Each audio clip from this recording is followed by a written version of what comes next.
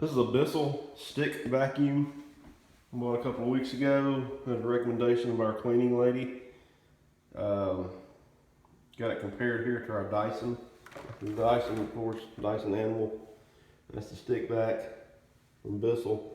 The stick vac is about, I think it's about 20 bucks at Walmart, 20, 25, somewhere around there. I think they're 25 on Amazon. And of course, the Dyson is quite a bit more expensive, but it's two completely different animals.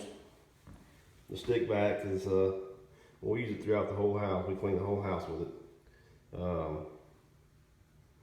In between cleanings, more or less, in between deep cleanings, we use the Bissell stick vac.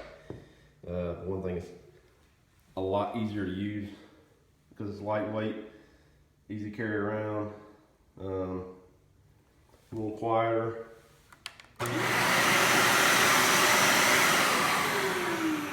Than the Dyson is. Not a whole lot, but still got a pretty powerful little motor in it, which a lot of the stick vacs are lacking there. This one's pretty powerful. It's got pretty good suction on it. Like I said, very lightweight, very handy.